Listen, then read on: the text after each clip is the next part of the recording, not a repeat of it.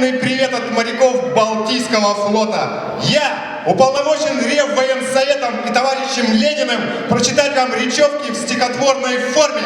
Послушайте, гражданин!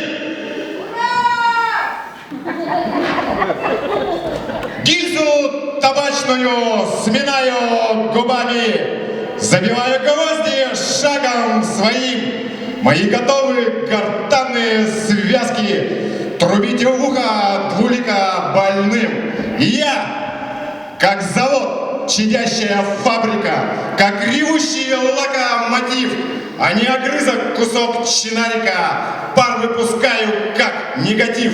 Слепят огни фонарей проспекта, валят из пальцев папирусный дым. Я, гражданин, а не какой-нибудь там некто, зубищем стал для страны коренным.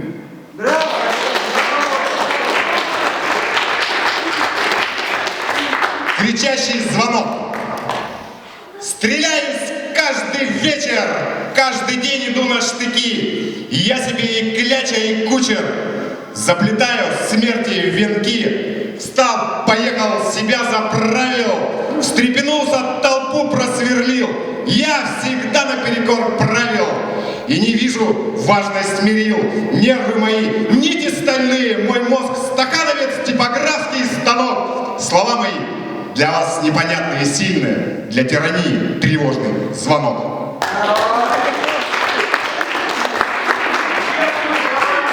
Последнее стихотворение без микрофона. Про стихотворный размер. Про стихотворный размер. Капли слюны мчатся в бумагу, когда на сцене кричу стихи. Я не могу, тихо или робко, в этой жизни присевшим идти. Бездну не хочу топтать поездом, мне надоело уже смотреть на всех физруков, которые в форме на меня хотят медали надеть. Выше, сильнее, бодрее, быстрее. Мне говорят, докажи, что зверь. Я и доказываю письменами, и на стол кладу свой размер.